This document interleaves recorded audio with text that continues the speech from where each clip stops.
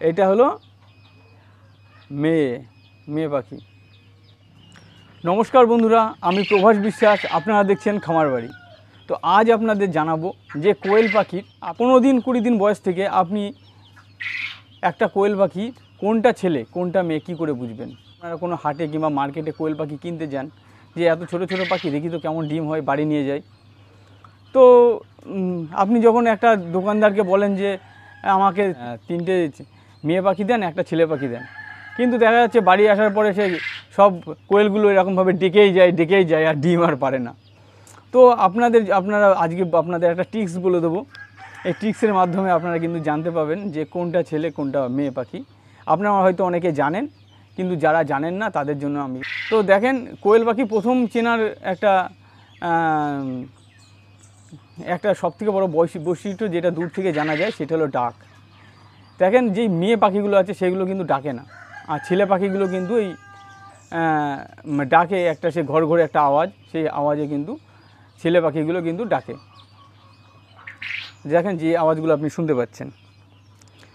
আর এছাড়া যে পদ্ধতিতে আপনারা কোয়েল পাখি চিনতে পারবেন সেটা হলো একটা কোয়েল পাখির, দেখেন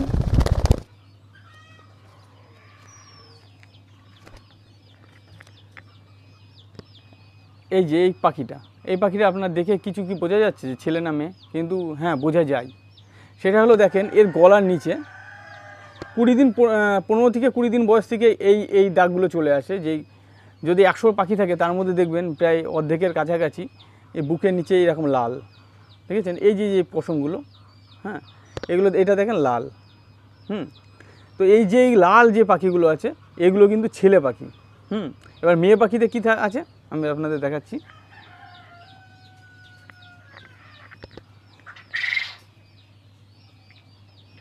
দেখেন, এটা হলো মেয়ে পাখি।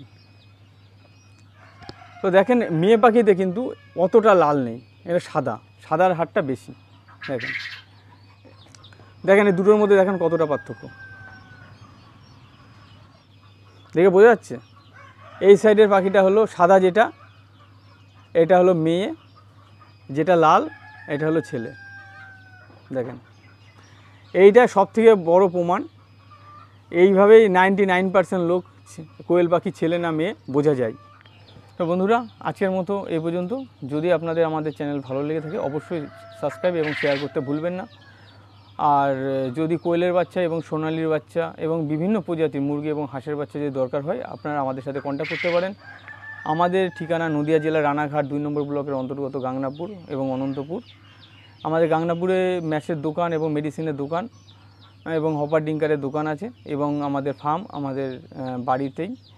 তো যদি কোনো সময় ভিজিটে আসার ইচ্ছা হয় তাহলে অবশ্যই ডিসক্রিপশানে দেওয়া ফোন নাম্বারে ফোন করে আপনারা কিন্তু আমাদের ফার্মে ভিজিট করতে পারেন এবং আমাদের কাছ থেকে বাচ্চা সংগ্রহ করতে পারেন। তো আজকের মতো এই পর্যন্ত, নমস্কার।